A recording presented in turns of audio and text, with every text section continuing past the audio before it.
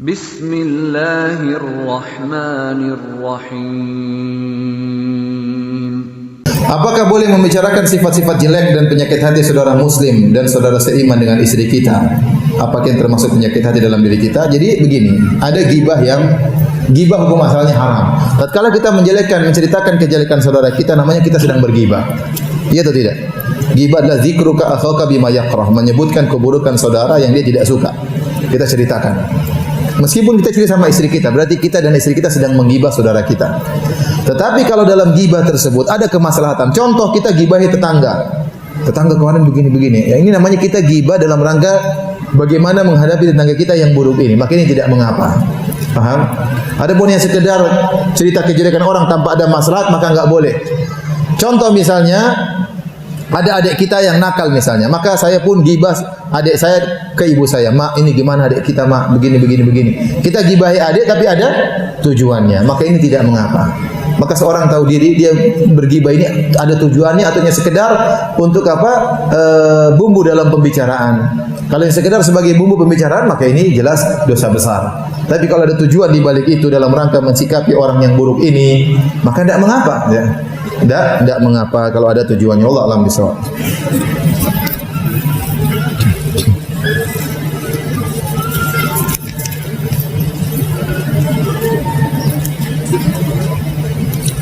Ustaz, bagaimana cara membedakan sombong dan mengajak? Karena saya sering memposting tentang kajian di sosial media karena untuk mengajak orang lain. Yang tidak ada beda secara zahir, ya. Yang bisa membedakan hanyalah hati, yang tahu hanyalah Allah Subhanahu wa taala. Saya bukan berarti melarang orang posting ibadah secara total, tidak. Ada orang mungkin dia posting dia sedang umroh. Tujuannya dia untuk apa? Untuk menarik orang lain supaya terpacu juga untuk umroh seperti dia. Kalau niatnya untuk mengajak, maka tidak mengapa. Tetapi dia harus cek dirinya, benarkah niatnya untuk mengajak atau untuk pamer? Kamu niatnya apa? Untuk mengajak, Ustaz. Benar untuk mengajak?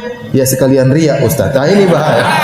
Sekalian riya itu yang bahaya. Tapi kalau benar-benar dia ingin mengajak orang, dan itu tipis ya ikhwan, tipis sekali. Kalau niatnya benar-benar untuk mengajak, tidak ada masalah. Riya itu masalah hati. Kita ini tujuannya di sini bukan untuk nuduh orang riya, tapi untuk diri kita, hati-hati. Kalau ada orang pamer, urusannya dengan Allah. Mungkin dia ikhlas, kita nggak tahu. Tapi kita untuk diri kita, jangan sampai kita seperti itu, jangan sampai kita riya, hati-hati. Ana sering jengkel kepada teman atau bahkan kepada keluarga saya jika mereka melakukan atau mendapatkan kesenangan dunia sehingga membuat mereka lalai dalam ibadah. Pertanyaannya, apakah boleh hasad kepada orang yang membuat mereka lalai dalam ibadah? Tidak. Jadi hasad kalau itu jengkel berarti bukan karena kenikmatan, tapi jengkel karena kenikmatan yang membuat apa? Lalai. Maka itu bukan hasad. Ya, jadi kita jengkel karena kenikmatan itu membuat lalai dia. Itu bukan hasad. Tapi kalau tahu-tahu dia dapat kenikmatan kita jengkel, ya itulah hasad. Apa sebabnya kita jengkel? Apa dia salah? Enggak. Karena dia baru beli mobil baru. Dia baru beli mobil baru kok saya jengkel? Ya itulah hasad. Itulah hasad. Ya, tapi kalau ternyata mobil baru tersebut buat dia bermaksiat, kita jengkel dari sisi maksiatnya, bukan dari mobil barunya. Doa apa Ustaz untuk segera diberi jodoh yang terbaik dari Allah? Ini suara hati yang paling dalam, ya. Silakan berdoa, salat malam berdoa kepada Allah Subhanahu wa taala dengan bahasa Indonesia boleh. Tetapi di antara doa yang untuk dapat istri yang salehah, Rabbana atina fid dunya hasanah. Karena di antara tafsiran doa ini, Rabbana atina fid dunya hasanah, ya Allah berikanlah aku kebaikan di dunia, dan di antara kebaikan dunia yang paling top istri salehah, Jadi berdoa kepada Allah agar diberikan istri yang salehah. Rabbana atina fid dunya hasanah, ya Allah berikanlah aku hasanah di dunia. Hasanah maksudnya istri yang salehah. Meskipun namanya bukan hasanah, ya. Jadi berdoa kepada Allah. Jangan lupa salat malam, ya. Saya yakin kita khususan kepada Allah. Ada orang tiap hari salat malam, 1 bulan dia salat malam terus. Tiap hari menangis minta kepada Allah. Masa Allah tidak kabulkan? Tidak ada susahnya Allah mengabulkan doanya, kecuali memang ada mudarat. Kalau Allah kabulkan nanti orang ini begini. Kalau dapat istri cantik dia malah ujub, mending kasih yang jelek-jelek aja. Maksud saya kalau kita salat 1 bulan salat malam terus berdoa, insya Allah kabulkan. Tidak ada susah bagi Allah memberikan. Kata Allah Subhanahu wa taala, Ya, walau anna awwalakum wa akhirakum wa insakum wa jinnakum kanu ala sa'idin wahidin fas'aluni. Seandainya kalian seluruh manusia dan jin dari awal sampai akhir, jin dari awal sampai akhir semuanya berkumpul dalam satu dataran, semuanya minta kepadaku, semuanya mohon, kamu minta apa? Ya Allah minta ini terus, gantian kamu lagi. Kata Allah, fa ataitu kulla wahidin mas'alata. Kemudian saya kabulkan seluruh permintaan mereka, tidak akan mengurangi perbendaharaan kekayaanku sama sekali, kecuali seperti jarum dimasukkan di air kemudian diangkat, yang tersisa pun hanya sedikit di jarum, itu pun menetes kembali. Jadi mudah bagi Allah, tinggal bilang apa, kun fayakun. Maka seorang berdoa kepada Allah, Allah nyarikan ente jodoh gampang atau susah? Gampang, tinggal ente salat malam minta kepada Allah Subhanahu wa taala. Tapi jangan lupa kalau sudah dapat jodoh kemudian jangan tinggalkan salat malam. Terus salat malam. Ustaz mau bertanya, apakah hasad dapat menyebabkan ain terhadap orang lain? Iya, benar. Ain bisa terjadi dengan dua sebab. Pertama, karena hasad. Yang kedua, karena pandangan kagum tidak berdoa kepada Allah Subhanahu wa taala. Ya. Makanya kita kalau bawa anak kita mungkin tampan, anak kita mungkin bersih, kita doain. U'idzuka bi kalimatillahi tammah min kulli syaitanin wa hamma wa min kulli ainin lamma. Doakan. Ya kadang anak-anak kita bawa kumpul banyak orang itu lucunya pulang-pulang sakit. Iya, karena mereka waktu muji tidak mengucapkan apa? Subhanallah atau Masya Allah, Tabarakallah, tidak memuji Allah Subhanahu wa taala, dan itu sumber terjadi penyakit ain ya. Atau dengan pandangan hasad ya. Ya. Makanya kita berdoa, qul a'udzu birabbil falaq min syarri ma khalaq wa min syarri ghasiqin idza waqab wa min syarri naffatsati fil 'uqad wa min syarri hasidin idza hasad. Dari keburukan orang yang hasad. Kita baca dalam zikir pagi, zikir petang. Insyaallah Allah jaga kita dari orang yang hasad. Ini banyak yang bertanya, Ustaz apakah saya hasad? Apakah saya hasad? Dia cek aja sendiri. Cek aja, benar. Pokoknya kalau sebab ente jengkel itu gara-gara kenikmatan tok, berarti itulah hasad. Tapi kalau ente jengkel karena dia begini, berarti itu hasad plus. Antum cek, kalau ternyata karena itu bukan karena kenikmatan murni, berarti bukan hasad. Ya. Karena dia dapat dia kerja naik pangkat, saya jengkel. Kenapa? Karena dia itu enggak layak, terus dia makan gaji buta, dia begini. Ente cek, ente jengkelnya karena apa? Karena makan gaji butanya atau karena dia naik pangkat? Ustaz, jika kita sholat sunnah di rumah sengaja di depan istri dan anak dengan tujuan memberikan contoh, apakah termasuk riya? Jawabannya tidak sama sekali. Bahkan di antara sunnahnya adalah sholat sunnah di rumah. Di antara hikmahnya agar memotivasi anak-anak lihat, oh bapak saya sholat. Mungkin tanya, habis sholat apa lagi? Itu kan sudah sholat. Ini sholat sunnah. Terbetik dalam benak mereka, masuk dalam hard disk mereka bahwasanya bapak saya juga sholat sunnah. Nah, kadang-kadang kita baca Quran depan anak-anak supaya motivasi. Ayo baca Quran, ada masalah. Untuk kemungkinan riya sama anak istri kecil. Saya ulangi. Kemungkinan untuk riya sama anak dan istri itu sangat kecil. Kalau sama teman-teman besar kemungkinan potensi riyanya besar. Tapi kalau untuk anak, istri, orang tua itu kecil. Potensinya ada tapi kecil. Di dalam Al-Quran selalu Allah mengucapkan kata istri-istrimu. Apakah berarti istri kita harus lebih dari 2? Enggak. Ini sudah tahu nanya. Maksudnya apa? Jelas ya enggak lah. Istri satu itu sudah ini. Qanaah. Kalau mau ya silakan tambah. Itu silakan urusan masing-masing. Ustaz, saya mau bertanya tentang kunut dalam subuh. Itu yang saya tahu boleh dilakukan dan tidak. Tapi saya pernah sholat saat itu imam masjid lupa baca kunut dan dia melakukan sujud sahwi. Apakah itu perlu dilakukan? Itu mazhab Syafi'i. Mazhab Syafi'i menganggap kalau orang yang terbiasa kunut subuh, meskipun kunut subuh sunnah tidak wajib, terus dia lupa, maka dia boleh sujud apa? Sahwi. Pendapat mazhab Syafi'i. Apakah ketika kita giat beramal dan berdoa agar hajat kita terkabulkan dan akhirnya terkabulkan, apakah berarti kita beramal karena dunia?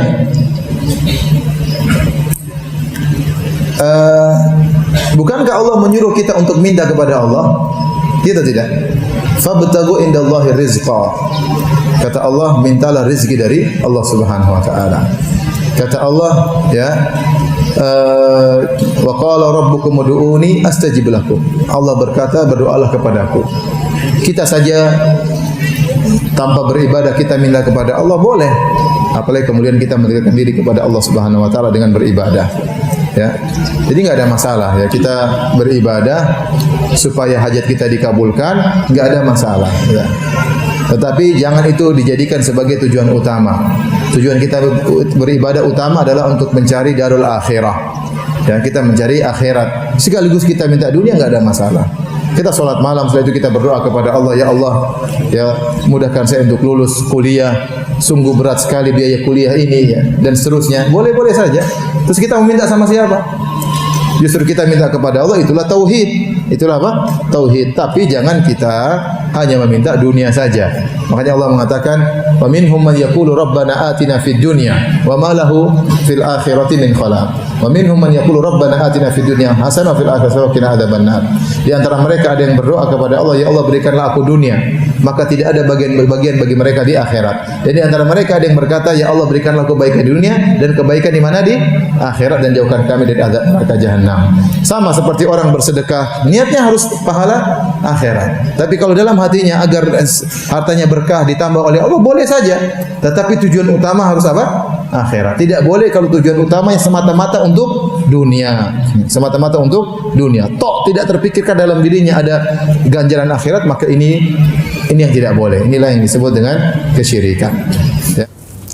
Bagaimana hukumnya sholat sambil jalan karena orang yang dijadikan sutra pergi? Siapa suruh jadikan dia sutra? Kalau memang kebetulan ada di depan kita, dia pergi, ya sudah kita situ saja. Apalagi kalau harus berjalan sampai 2 langkah, 3 langkah, tidak usah. Ya. Kalau ternyata dekat sekali, ya cuma 1 langkah, tidak apa-apa kita maju satu langkah. Tapi kalau harus 2 langkah, tidak usah, kita tetap aja di situ. Ya. Kalau ada orang lewat, maka kita apa? Tahan. Kalau orang lewat, kebetulan sutranya sudah pergi.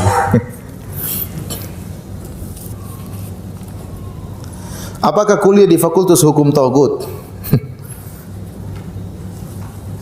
Kalau seorang kuliah di Fakultas Hukum yang itu bukan hukum Islam, kalau niat dia di kemudian hari bisa bermanfaat untuk memperbaiki hukum tersebut, ya.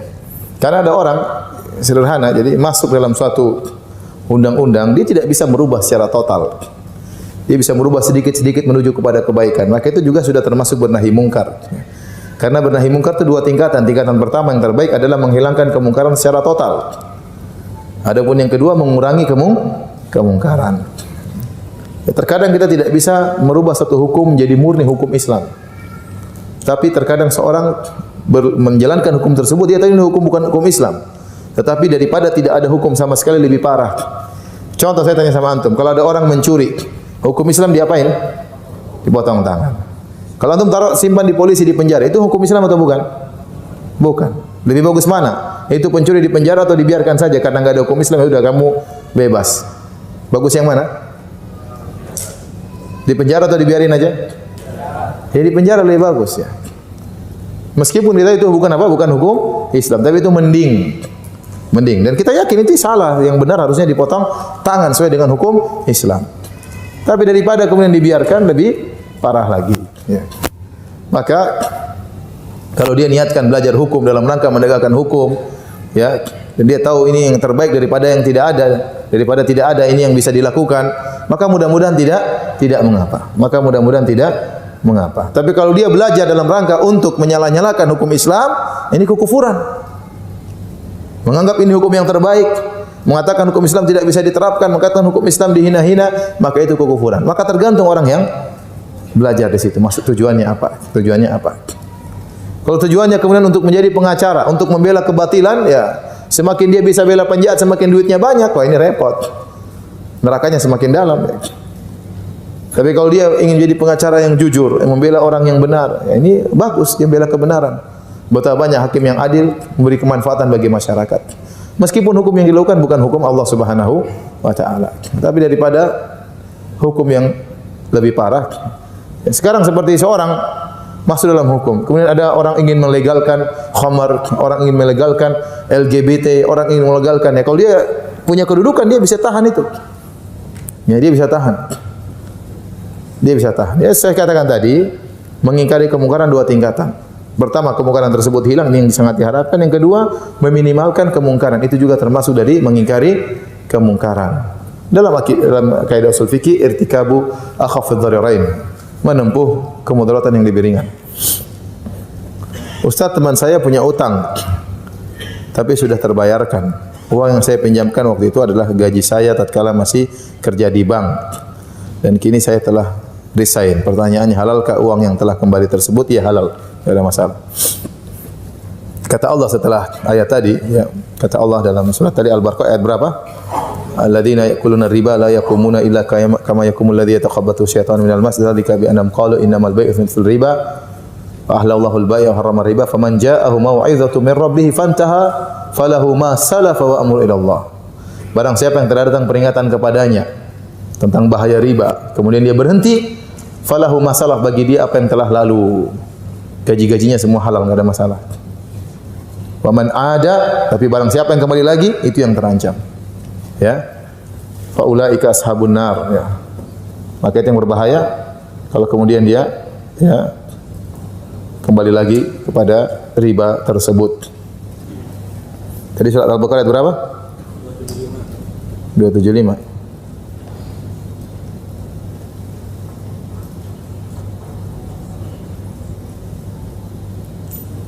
275, lihat. Perhatikan ayat terakhir, kata Allah di situ, ya. Faman ja'ahu mau'izatun min rabbih, barang siapa yang telah datang nasihat dari Rabbnya, fantaha, kemudian dia berhenti, falahu masalah, bagi dia yang telah lalu yang dia kerjakan. Tidak ada masalah. Boleh dijadikan modal, boleh untuk kawin, boleh untuk yang lainnya. Wa amruhu ila Allah, dan perkaranya kepada Allah. Wa man ada, barang siapa yang kembali, faulaika ashabun nar, maka itulah penghuni neraka Jahannam, hum fiha khalidun, kekal di dalamnya.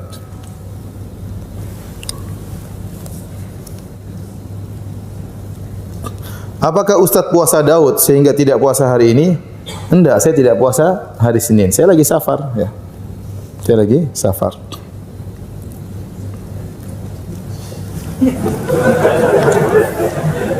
Mau tahu saja ibadah Ustaz.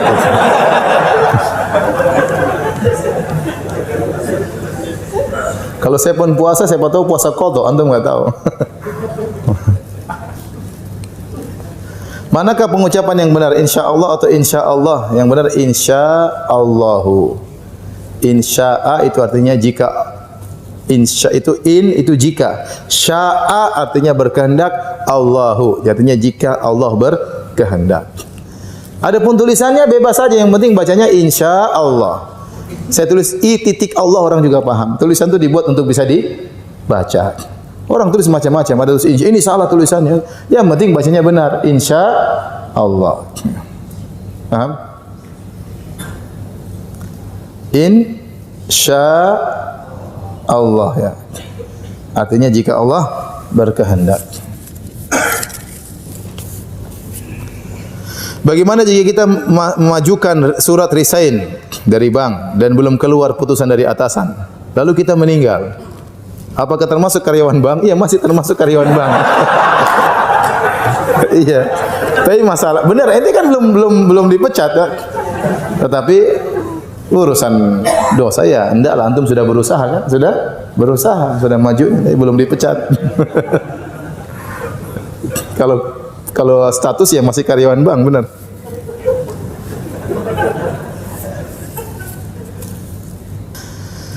Jika ada orang kafir yang berbuat baik, maka bagaimana balasannya? Jika orang kafir tersebut akhirnya masuk Islam, maka seluruh kebaikannya akan dicatat sebagai pahala. Jika orang kafir tersebut ternyata tidak masuk Islam, maka nerakanya agak naik-naik dikit. Kalau ternyata dosanya banyak, nerakanya semakin di bawah. Makanya Allah mengatakan azab terhadap orang kafir, mereka diazab sesuai dengan dosa-dosa yang mereka lakukan. Seperti berkataan penghuni surga kepada penghuni neraka Saqar, "Ma salakakum fi Saqar?" Apa yang buat kalian terjerumus dalam neraka Saqar? Qalu lam nakum minal musallin. Kami dulu tidak salat. Mereka kafir, tidak salat. Wa lam nut'imul miskin. Kami juga tidak beri makan kepada fakir miskin. Wa kunna nakhudhu ma'al khaidin wa kunna nukadzibu biyaumiddin. Kami dahulu mendustakan hari kiamat. Jadi di antara dosa yang mereka lakukan, tidak salat, tidak kasih makan orang miskin, mendustakan hari kiamat. Semakin banyak, semakin dalam apa? Nerakanya. Allah Maha adil. Tidak sama orang kafir yang baik dengan orang kafir yang bengis, tidak sama. Jika ada hadis yang pernah saya baca tentang larangan jual beli dalam masjid, yang saya tanyakan, bagaimana kalau sekarang transaksinya secara online dalam masjid? Tidak boleh. Tidak berkah. Kalau mau transaksi keluar masjid bukan dibuat untuk transaksi jual beli. Ya, keluar dari masjid baru okekan, ya. Okekan. Ustaz, bolehkah kita meyakini bahwa kapal yang dibuat oleh Nabi Nuh adalah bahan kayunya berasal dari kayu jati dari Jawa?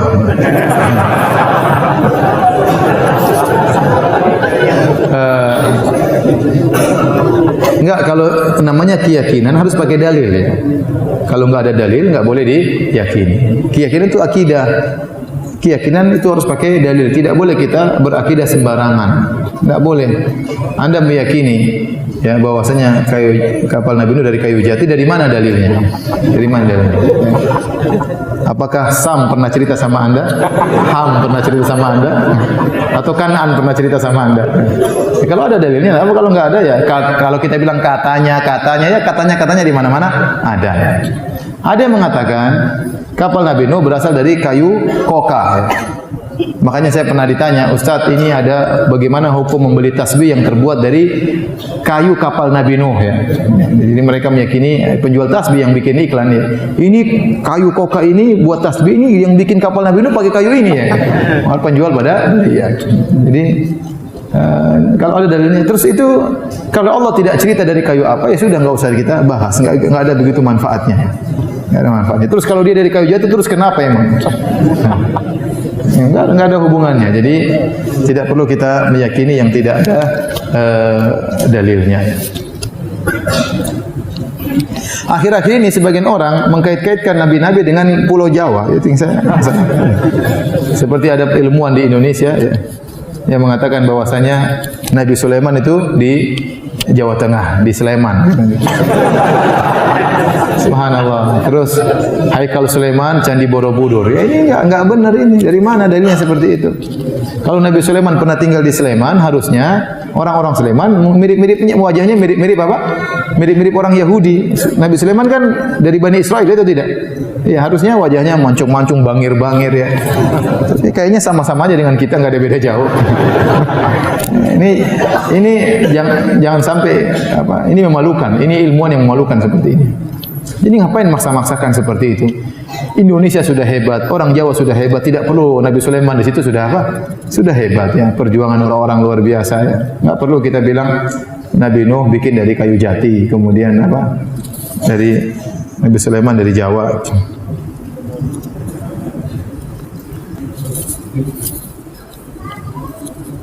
Bagaimana hubungannya tauhid dengan wanita yang berbakti kepada suaminya dan anak yang berbakti kepada orang tuanya? Apakah ada hubungannya? Sebenarnya di antara bukti tauhid yaitu orang tunduk kepada perintah Allah. Makanya Ibnu Qayyim rahimahullah tatkala menjelaskan tauhid, dia tidak membahas tauhid secara makna sempit. Bahwasanya maknanya adalah jangan berbuat syirik saja. Tapi tauhid itu segala perintah Allah yang kita kerjakan itu adalah ibadah, dan ibadah itulah adalah bentuk daripada tauhid. Dan di antara ibadah yang sangat agung adalah berbakti kepada orang tua. Makanya Allah gandengkan antara berbakti kepada orang tua dengan tauhid. Wa'budullaha wa la tusyriku bihi syai'a. Ya. Anishkurli wa liwalidayka ilayyal masir. Ya. Allah gandengkan. Beribadahlah kepada Allah saja, tauhidkanlah Allah dan berbaktilah kepada orang tua. Allah gandengkan tauhid dengan berbakti kepada kedua orang tua. Ini menunjukkan berbakti kepada orang tua adalah salah satu ibadah yang sangat utama, yang sangat mulia. Nah, kalau orang tidak mengerjakannya berarti dia pentauhidan kepada Allah rendah. Maka omong kosong ada orang mengatakan dia sunnah bertauhid ternyata tidak berbakti kepada orang tua. Berarti dia kurang mengagungkan Allah Subhanahu wa taala. Kalau dia mengagungkan Allah harusnya dia berbakti kepada orang tua. Sama, Nabi yang pernah berkata kepada para wanita, kata Nabi, "Unzuri aina anti minhu fa innahu jannatuki aw naruki." Wahai sang wanita, lihatlah engkau di posisi suamimu, di hati suamimu, posisimu di hati suamimu. Sungguhnya suamimu itu adalah surgamu atau nerakamu. Ini dalil bahwasanya berbakti kepada suami adalah perkara yang sangat besar. Dan Nabi SAW berkata, "Lau kuntu amiran ahadan an yasjuda li ghairillah la amartul mar'ata an tasjuda li zawjiha." Kalau saya boleh merintahkan orang untuk sujud kepada selain Allah, maka saya akan perintahkan wanita sujud kepada suaminya. Ini berarti tunduk kepada suami, taat kepada suami, pahalanya besar, ibadah sangat tinggi. Makanya Nabi SAW bersabda, ya, tentang wanita yang dijamin masuk surga dari pintu mana saja yang dia kehendaki. Idza shallatil mar'atu khamsaha, kata Nabi, kalau seorang wanita salat 5 waktu, wa shamat syahraha, dan dia puasa di bulan Ramadan, wa hafizat farjaha, dia menjaga kemaluannya, wa ata'at ba'laha, dia taat kepada suaminya, qilalah, dikatakan kepadanya, udkhilil jannata min aybabin syi'ti, masuklah engkau dalam surga dari pintu mana saja yang kau kehendaki. Lihat, mudah untuk wanita untuk masuk surga. Salat 5 waktu. 5 waktu tok, seandainya dia tidak salat sunnah, dia tidak salat rawatib, dia tidak salat qiyamul lail, dia tidak salat tahajud, dia tidak salat witir, dia tidak salat duha, bisa masuk surga dari pintu mana saja yang dia kehendaki. Apalagi kalau dia salat sunnah. Yang kedua, ya. Yang kedua, wasamat syahraha, dia puasa bulan Ramadan. Puasa sunnah Senin Kamis tidak pernah dia kerjakan, enggak ada masalah. Puasa Asyura tidak pernah dia kerjakan, puasa Arafah tidak pernah dia kerjakan, puasa 3 hari tiap bulan tidak pernah dia kerjakan, Ayamul Bid tidak pernah dia kerjakan. Tidak ada masalah. Yang penting dia penuhi lagi syarat ketiga. Syarat ketiga, wa hafizat farjaha. Dia menjaga kemaluannya. Dia tidak berzina. Dia tidak punya hubungan dengan laki-laki lain yang haram. Dia tidak selingkuh, tidak chattingan dengan laki-laki lain yang tidak diperbolehkan. Tidak WhatsAppan dengan kekasih lamanya. Ini banyak terjadi kasus seperti ini, mengerikan ya. Bukan 1-2 kasus saya dengar, sudah berulang-ulang kasus seperti ini. Ya. CLBK, cinta lama bersemi kembali. Cinta lama bubarkan keluarga. Cinta lama belum kelar. Ya. Cinta lama bawa korban, apa lagi? Ya, jadi akhirnya apa terjadi? Hubungan-hubungan relasi-relasi yang haram. Tidak boleh, jaga kemaluannya hanya untuk suaminya. Yang keempat, wa ata'at ba'laha, dia taat kepada suaminya. Ini syarat yang berat. Taat kepada apa? Suami. Maka dikatakan kepada sang wanita, masuk surga dari mana pintu mana saja yang kau kehendaki. Apalagi ada seorang wanita salehah, jaga kemaluan, tidak punya relasi dengan lelaki lain, salat 5 waktu, salat sunnah dia kerjakan, puasa Ramadan dia kerjakan, puasa sunnah dia kerjakan, taat kepada suaminya, tidak pernah angkat suara depan suaminya. Ini surganya paling tinggi wanita seperti ini. Nah, ini hubungan erat antara taat kepada suami dengan tauhid. Ya, kalau ada orang ngaku bertauhid tapi sama suami bentak-bentak, ternyata punya hubungan sama laki-laki lain, ya ini tauhidnya enggak beres. Tauhidnya enggak beres. Ya.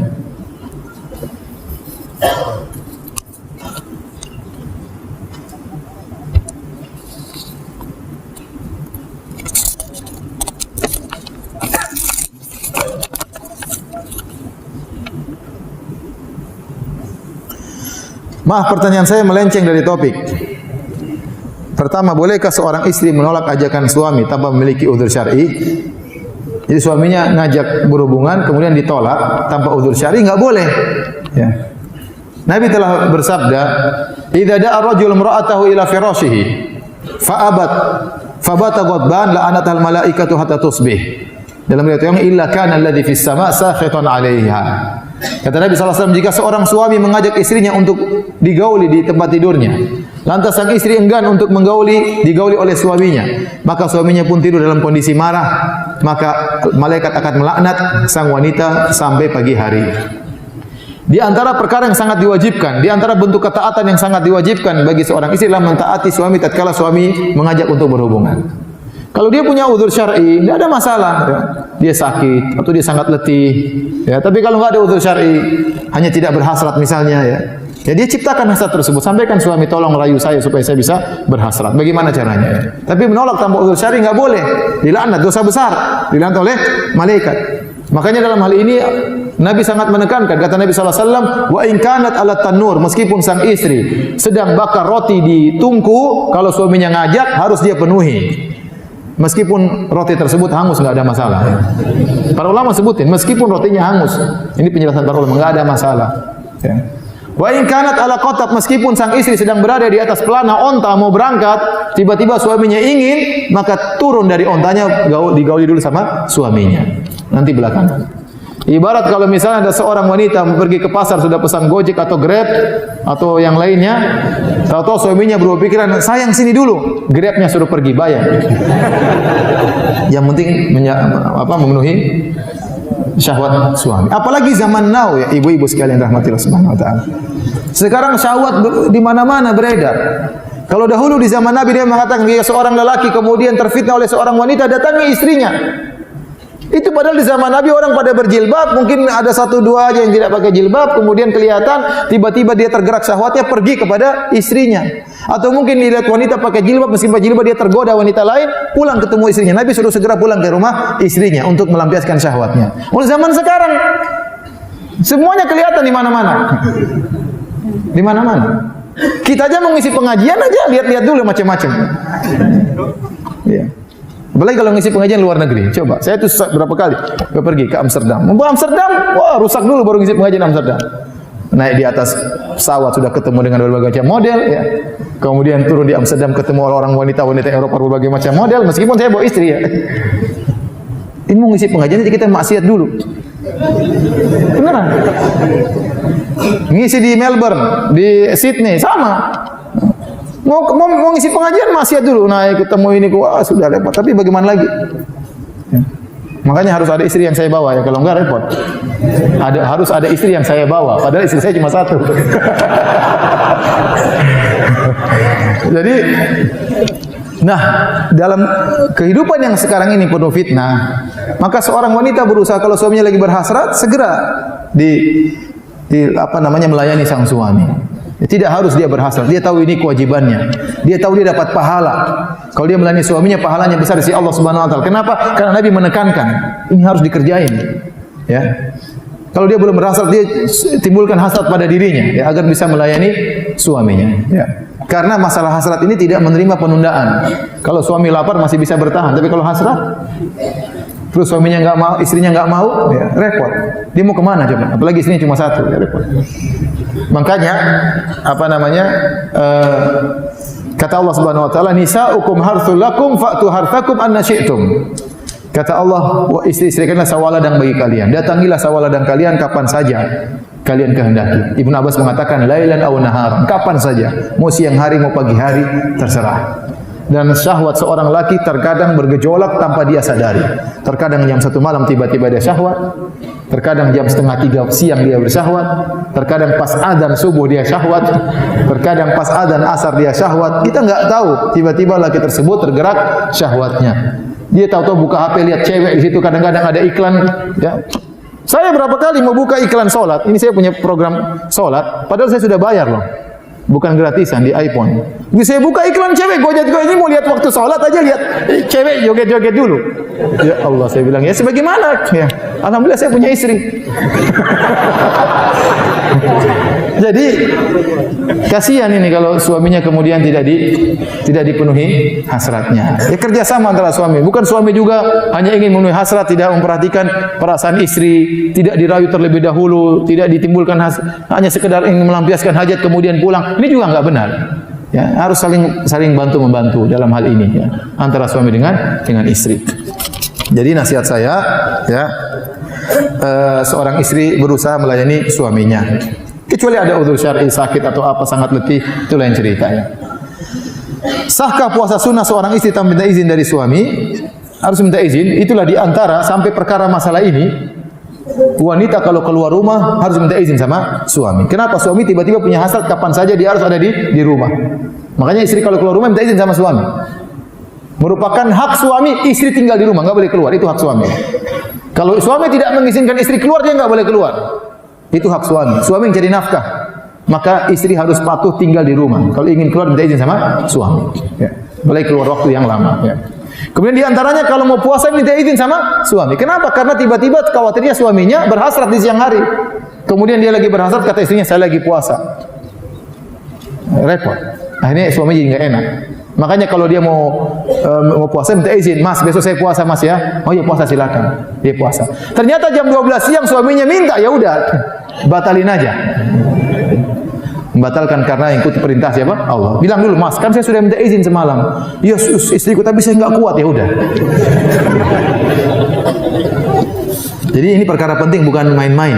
Ya, masalah ini masalah penting ditekankan oleh Nabi Shallallahu Alaihi Wasallam. Tolong ibu-ibu perhatikan masalah ini. Bantu suami ibu-ibu tundukkan pandangan. Di antara tujuan pernikahan adalah aghaddu lil basar, lebih mudah menundukkan pandangan. Ibu-ibu tolong perhatikan dirinya ya. Tolong hiasi dirinya untuk di hadapan suami ya. Bersih-bersih, jangan sampai bau ketek di hadapan suami ya. Mandi yang bersih ya. Tempat tidur dirapikan, jangan sampai ada bunyi tikus di situ, bunyi kecoak di situ, jangan ya. Biar suami tentram di rumah. Bagaimana caranya?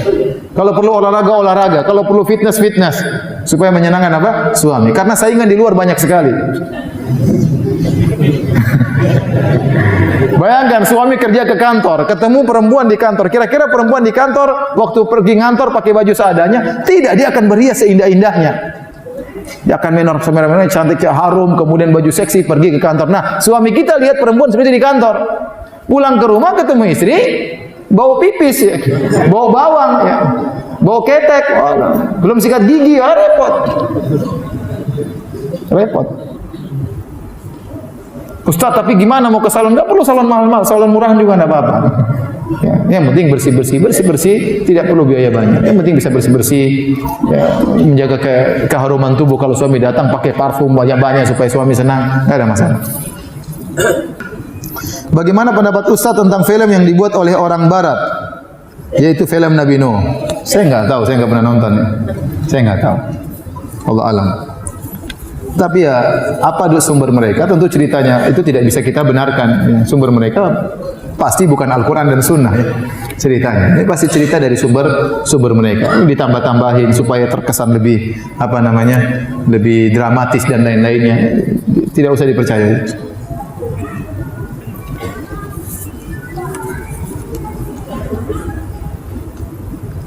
Ketika di zaman Nabi Nuh, apakah usia hamil itu lamanya 9 bulan atau berpuluh-puluh tahun?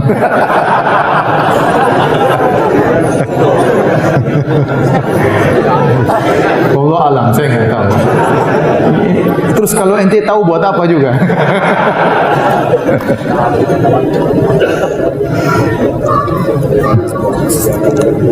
Jadi pingin tahu. Ustadz, anak ingin berpoligami. Ini mewakili banyak orang ya. Tapi istri anak melarang. Ini juga mewakili banyak orang. Padahal istri saya sudah ngaji sunnah. Mohon nasihatnya. Ya bersabar.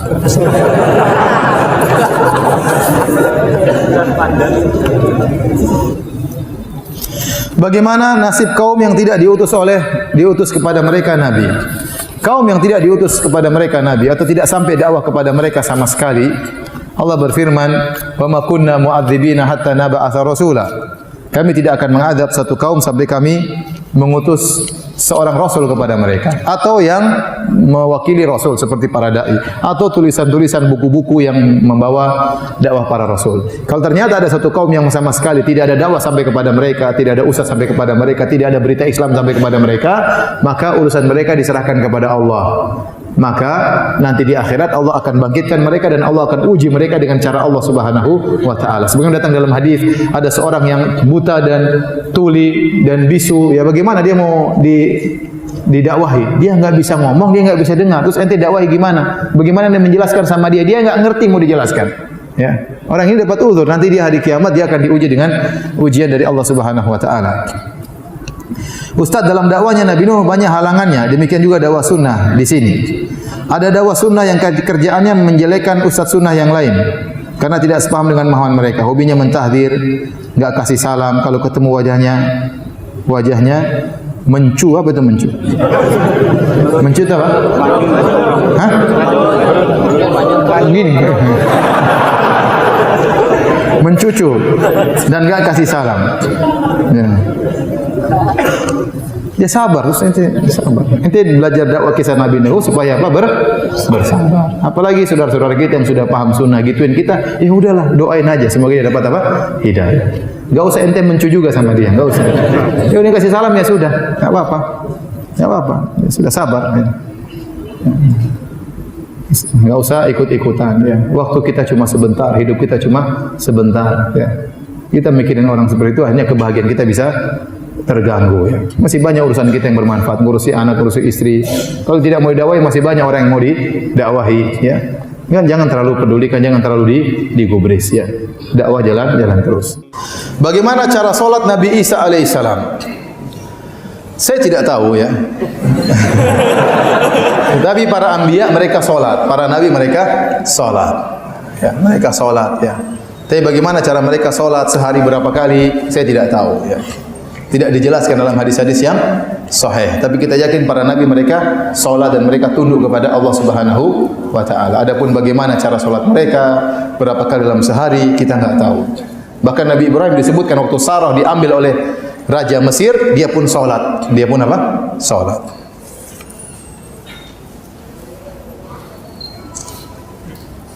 Ustaz, apakah boleh jatuh cinta kepada haram girl, cewek Nasrani?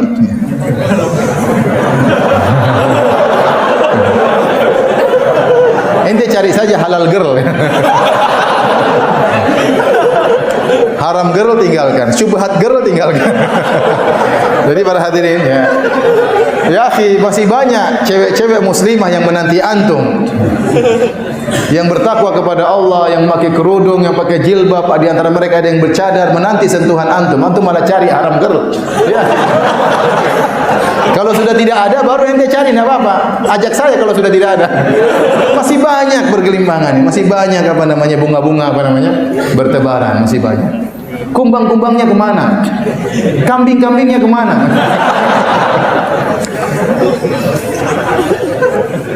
Boleh menikah dengan wanita ahlul kitab, boleh. Tapi ya masih banyak kan. Karena ingat, kita memang secara hukum boleh. Tapi apakah kita bisa mengatur anak-anak kita? Kemudian terkadang apalagi orang Indonesia sering laki-laki tunduk kepada istrinya. Sehingga akhirnya nanti pendidikan anak-anak dikuasai oleh istrinya, itu bahaya dan sering terjadi. Seorang laki-laki menikah dengan wanita ahlul kitab, ini anak-anaknya ikut ibunya. Karena yang dekat sama anak-anak ibunya. Sementara dia kerja dan dia tidak bisa menguasai istrinya, akhirnya anak-anaknya di bawah tanggung jawab dia ternyata beragama seperti agama ibunya. Ya. Rawan. Apakah agama Islam sudah ada sejak zaman Nabi Adam alaihissalam? Semua agama Islam. Dari Nabi Adam sampai Nabi Muhammad semuanya namanya agama Islam.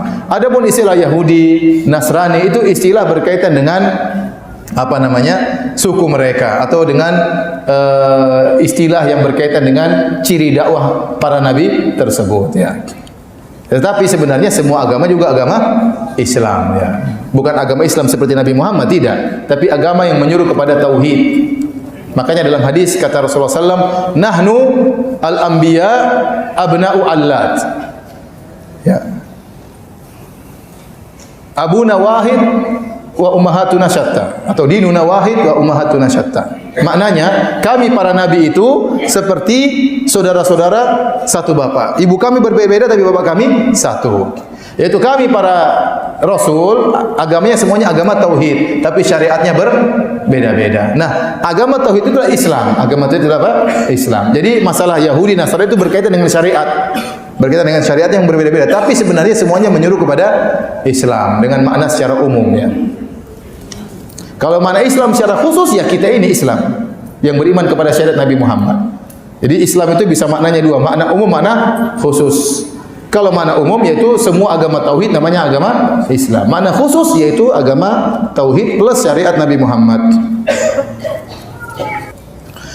Berikan tipsnya Ustaz agar kita sebagai pemula hijrah bisa terhindar dari penyakit al-malas.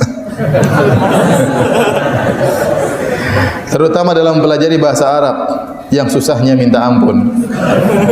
Bahasa Arab tidak susah ya. Ya bukan gampang juga, tidak. Memang kalau orang yang serius dengan buku yang tepat dan guru yang tepat, insya Allah mudah. Kita dulu punya kawan-kawan, termasuk saya dulu waktu kita masih di UGM, banyak teman-teman yang pandai bahasa Arab. Sampai sekarang masih ada. Ya ustadz-ustadz yang dulunya kuliah di UGM, mereka waktu kuliah sudah bisa bahasa Arab. Dan sebagian mereka jadi dokter seperti Dr. Rohain Al-Bahrain.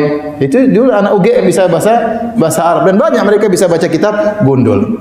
Mereka belajar tatkala mereka masih mahasiswa. Mereka di sana dibuat daurah bahasa Arab 2 minggu, daurah bahasa Arab 2 minggu, dan mereka bisa bahasa Arab. Ya, jadi sebenarnya ada metode yang bagus untuk belajar bahasa Arab. Yang penting bisa baca kitab gundul. Kalau orang serius, saya rasa kalau orang serius, taruhlah 3 bulan dia bisa baca kitab gundul. Kalau orang serius, setiap hari misalnya 1 jam. Selama 3 bulan saya rasa dia bisa baca kitab gundul. Tapi kalau mungkin seorang tidak bisa setiap hari, taruhlah dia seminggu 2 kali, setahun insya Allah sudah bisa baca kitab gundul. Ya, tapi cari metode yang tepat, ya, guru yang tepat, buku yang tepat. Anak ingin menikah sebelum Ramadan, penting, tulisannya penting, tanda ini, penting 3. Emang yang lain enggak penting, semuanya penting juga. Bismillah. Anak ingin menikah sebelum Ramadan, tapi akhwatnya mau setelah bulan Ramadan. Bagaimana jalan keluarnya? Ini penting kan? Pikir ada apa? Ya ente atur sama calon ente, mau sebelum sesudah terserah ente ya. Terserah ya, mau sebelum sesudah ya. Kalau sebelum Ramadan, hati-hati pas Ramadan. Ya. Jangan sampai melanggar di siang hari. Kalau setelah Ramadan berarti masih lama. Ya, diskusikan sama akhwatnya bagaimana. Ini aja baru awal sudah ribut, bagaimana kalau sudah menikah? Diskusikan baik-baik, diskusikan baik-baik. Begini tidak perlu ribut ya. Tanya akhwat kenapa harus setelah Ramadan. Diskusikan. Saya kenapa sebelum Ramadan. Diskusikan. Cari jalan keluar.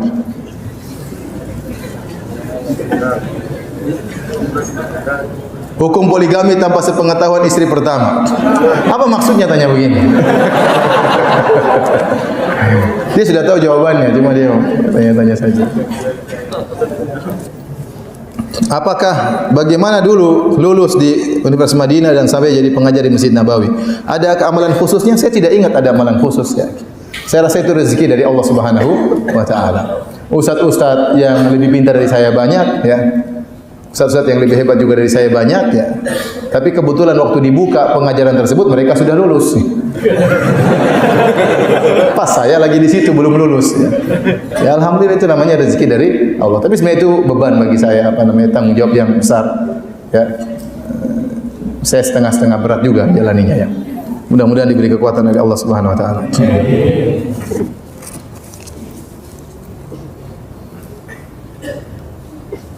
Ustaz, bagaimana menanggapi syubhat? Jangan mengatakan Syiah sesat kalau belum pernah masuk Syiah. Ya sudah, jangan bilang Nasrani sesat kalau belum masuk Nasrani. Ya.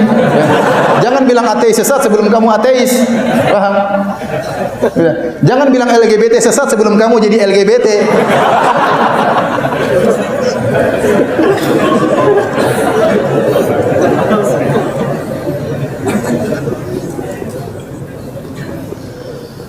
Bagaimana wujud dan sosok Dajjal sebenarnya? Apakah sosok Dajjal itu sudah berada di tengah-tengah masyarakat di zaman sekarang ini? Zahirnya belum. Adapun hadis tentang Tamim Ad-Dari bertemu dengan Dajjal masih dalam terbelenggu dalam Sahih Muslim, maka kalau hadis itu sahih berarti Dajjal sudah ada tapi sedang terbelenggu, belum keluar. Ya, karena Dajjal ya kalau keluar jelas Rasulullah sebutkan sifat-sifatnya. Inna rabbakum laisa bi'awar wa inna dajjal a'warul al-ain al-yumna. Sungguhnya Rabb dalam Sahih Bukhari, sungguhnya Rabb kalian Allah tidak buta sebelah. Adapun Dajjal adalah orang yang buta sebelah. Jelas sifat-sifatnya. Ya. Dan itu belum ada sekarang. Berarti Dajjal belum muncul di tengah-tengah masyarakat.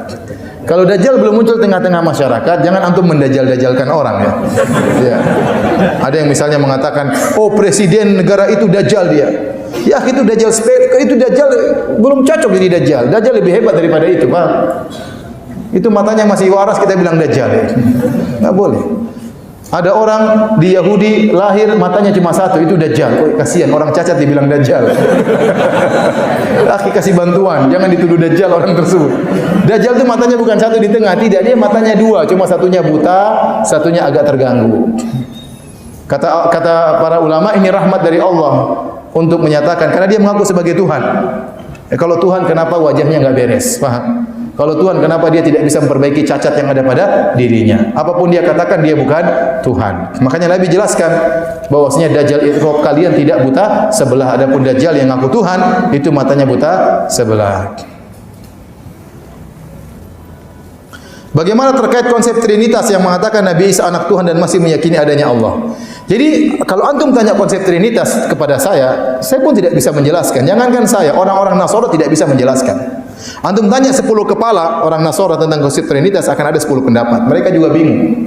Apa maksudnya 1 sama dengan 3, 3 sama dengan 1? Nabi Isa sama dengan Allah, Allah sama dengan Nabi Isa. Nabi Isa sama dengan Allah sama dengan Ruhul Kudus. Tiga perkara ini siapa? 3 oknum ini Nabi Isa, Allah sama Ruhul Kudus. Ya kan ini 3 Trinitas. Baik. Allah adalah Isa, Isa adalah Allah. Kata mereka. Baik. Allah adalah Ruhul Kudus, Ruhul Kudus adalah Allah. Apakah Ruhul Kudus sama dengan Isa? Aneh, 3 sama dengan 1, 1 sama dengan 3. Tidak masuk logika. Ya 3 ya 3, 1 ya 1. Coba kalau antum beli mobil sama mereka, ini harganya berapa? 300 juta. Saya bayar cash ya? Ya, bayar 100 juta. Kenapa 100 juta? 1 sama dengan 3. Mereka susah. Karena kita nggak bisa masuk logika 3 ya 3, 1 ya 1. Bagaimana 3 sama dengan 1? Mau dia logikakan, nggak masuk logika mereka, nggak akan masuk. Mereka saja tidak bisa mencerna hal tersebut, sehingga banyak mereka hanya ikut-ikutan, hanya taklid buta.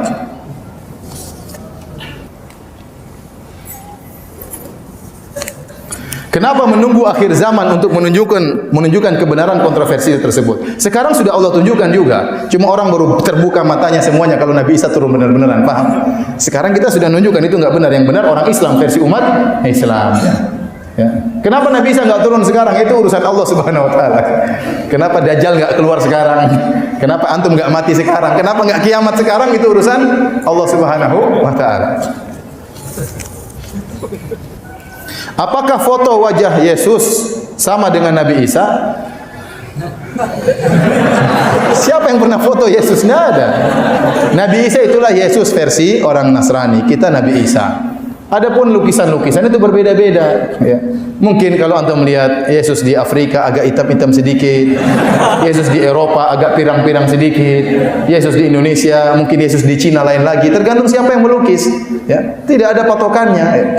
Enggak ada patokannya. Yang jelas kebanyakan mereka lukis Yesus berjenggot. Ya. Rata-rata Yesus apa? Berjenggot. Saya nggak tahu Yesus versi Cina jenggotnya ada atau tidak. Tapi maksud saya ya, nggak tahu yang mana ya, yang mana karena nggak ada yang pernah foto.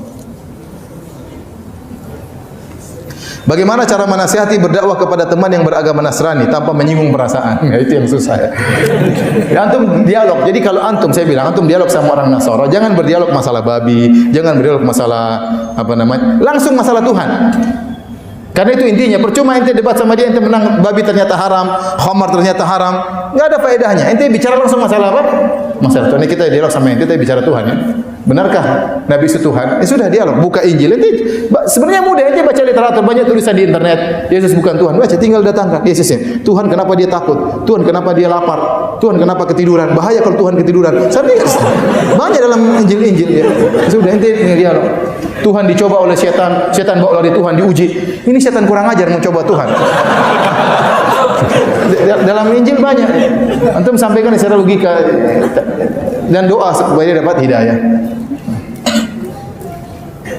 Saya punya kawan cerita dia masuk Islam, keluarganya masih Nasrani. Jadi dia dari keluarga pendakwah di Nasara. Subhanallah, tiba-tiba dia masuk Islam. Waktu dia masuk Islam, keluarganya malu karena mereka ini misionaris. Kenapa tiba-tiba dia masuk Islam? Jadi malu, orang-orang malu. Akhirnya mereka datangkan seorang pendeta yang top untuk mendakwahi dia agar kembali kepada jalan yang benar.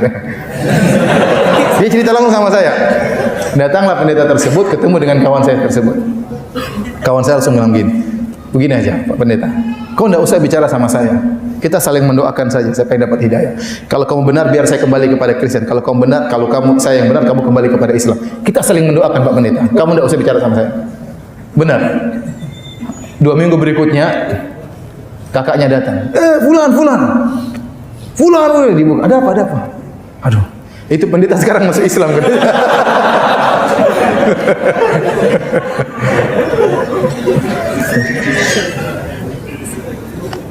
Bagaimana caranya bermuamalah berinteraksi dengan orang non muslim? Ya, apa non muslim kita? Nabi dulu berinteraksi dengan orang Yahudi. Nabi jual beli dengan apa? Orang Yahudi. Selama mereka baik, kita baik. Kita beramah-tamah dengan mereka. Kita bergaul dengan mereka. Kita berboleh sama mereka. La yahnakumullahu alladziina lam yuqatilukum fid din wa lam yukhrijukum min diyarikum an tabarruhum wa tuqsitu ilaihim. Allah tidak melarang kalian untuk berbuat baik kepada orang-orang non muslim yang tidak memerangi kalian, tidak mengusir kalian. Berbuat adilah, berbuat baik kepada mereka. Sesungguhnya Allah mencintai orang yang berbuat adil. Apa bisnis sama mereka? وَلْتَكُنْ مِنْكُمْ أُمَّةٌ يَدْعُونَ إِلَى الْخَيْرِ وَيَأْمُرُونَ بِالْمَعْرُوفِ وَيَنْهَوْنَ عَنِ الْمُنْكَرِ وَأُولَئِكَ